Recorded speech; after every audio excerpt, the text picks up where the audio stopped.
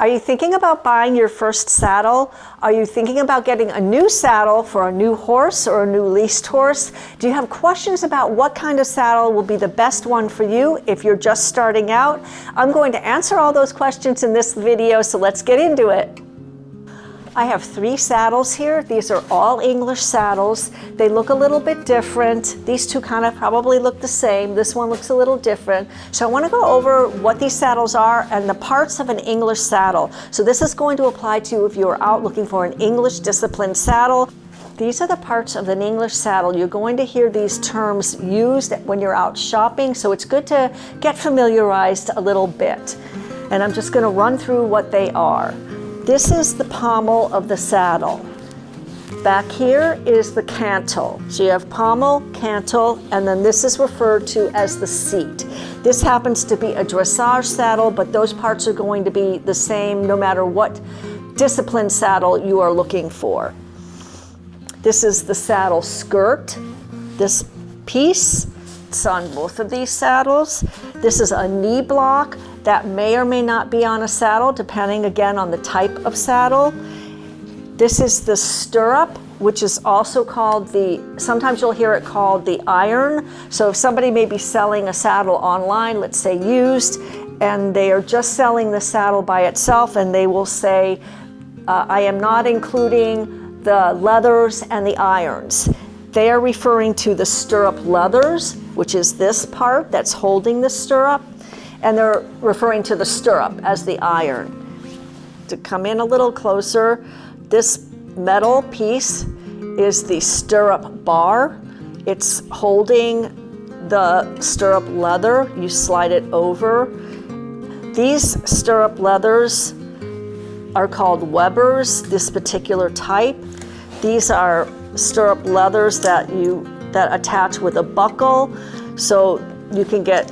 These are more traditional, but you will have a buckle underneath your thigh, so some people prefer the Webers, but these are both types of stirrup leathers. When you have the stirrup adjusted on your saddle, there's going to be a tail that you can slip through here, so this is called the stirrup leather keeper. This is called the flap of the saddle. On this saddle, this is the flap. There's your stirrup keeper. This is a saddle. This is a dual flap saddle, so there's another flap underneath, and the knee block is actually inside or on the second underneath flap, and then there's a knee roll here, a piece of soft leather for your knee to go against. It's a similar idea. And then these are called the billets. These are the straps that attach to the girth that holds the saddle on your horse. Manufacturer type of girth is a total saddle fit. That's the name of this girth. This is my girth for my horse that I use, but you can see how small it is. This is the total saddle fit girth. This is my horse's size, and this is also a total saddle fit girth, but I think you can see it's like much bigger. This fits horses in the barn that are 16.5 or 17 feet tall, 17 hands tall. My horse is smaller. She's a straight Egyptian Arabian. This is the size that fits her, but they come in all different sizes, so you'll have to get that size fit for your horse as well as your saddle fit. And the parts of this saddle are the same. This is a jump saddle, and so you can see the flap is much shorter. It's a little bit forward. If the saddle was level on the horse, you can see that the flap is forward, but it has the same parts. This is a dual flap saddle. There's a panel here that is just holding the billets, keeping the billets straight. The jump saddles, a lot of them have 3 billets, but these do attach to the girth, just like on the dressage saddle. This is a D-ring. Most saddles are also going to have a D-ring. This D-ring's on the outside. This is the D-ring of the saddle. So I turned the saddle over, and I just wanted to show you underneath the view. This space here that's running between these 2 panels, well, these are the panels, so that's one thing. They're going to be on every saddle, the panels that are sitting on the horse evenly. And then you have the gullet. That's what this section is called. The channel is what it's like. So every saddle that has a tree, there are some brands that are treeless, but majority of saddles have trees, and the tree is the rigid structure that this whole saddle is built around. There are different types of trees made from different materials. The spring tree is made from laminated wood, typically beech or birch, and reinforced spring steel bars. Wood trees are made entirely out of wood. Some are rigid, some are more flexible. And then there are also trees that are made from synthetic materials like plastic, polyurethane, and carbon fiber. And trees have different sizes.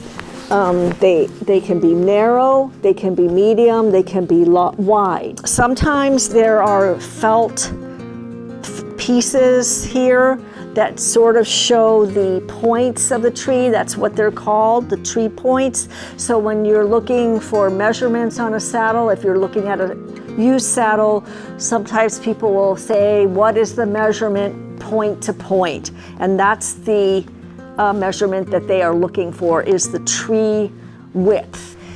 So if you are out for the first time looking for a saddle, I would say think about the type of saddle that you want based on what are you doing. But if you're not sure what you're going to do, you need to look for an all-purpose saddle. They're called that. You'll see AP for all-purpose, or GP maybe for general purpose. You want an English saddle that can cover you doing a variety of things. When you're going out to look for your saddle, your first saddle, first you want to decide, do you want to get a used saddle or do you want to buy brand new? Brand new, of course, is going to cost more than used, but a used search can be difficult, and you may not be able to find specifically what you're looking for. So you have to just decide which direction you want to go in. Definitely are going to want to make sure that you are working with either a trainer or an experienced saddle fitter, at the very least your trainer.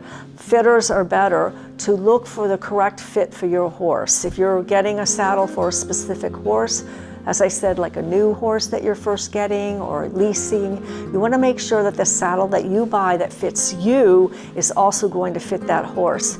The horse fit is extremely important. Horses cannot really express to us in our language that they are in pain, and they may be in pain if the saddle is not fitting right, and that's going to cause a horse to misbehave, to try to avoid work, to not go forward freely, to not be able to learn the sport that you're trying to teach them. All sorts of bad things can come from an ill-fitting saddle on a horse. So saddle fitters are my recommendation. You can get names of saddle fitters from the school that you're at taking lessons at, from your trainer. If you're new to an area, like I was when I moved to Georgia, I got a name of a fitter at the Dover Saddlery tack store, and that fitter actually ended up putting me in touch with my trainer, getting me in a good saddle. So they were like a life send to me, and I continue to work with her today. She adjusts my saddle when it needs to be adjusted. Just a word on the pricing of saddles. Of course, a brand new saddle is going to cost more than a used saddle. There are stock saddles that are brand new, but they're in stores, so they're not fit to exactly you and your horse. But of course, the seat size is a pretty common size for a rider, so you're going to know what that is. The tree size, though, that's something that you're going to definitely need to get some help with, as I said, with your fitter. But there are going to be various tree sizes in stock on the shelves of stores such as Dover Saddlery and other stores that sell saddles. So you can go and buy a stock saddle that's brand new. And in a store, a good, well-made English saddle can cost you brand new in anywhere from $2,000 to $4,000, depending on the manufacturer, quality, and so forth.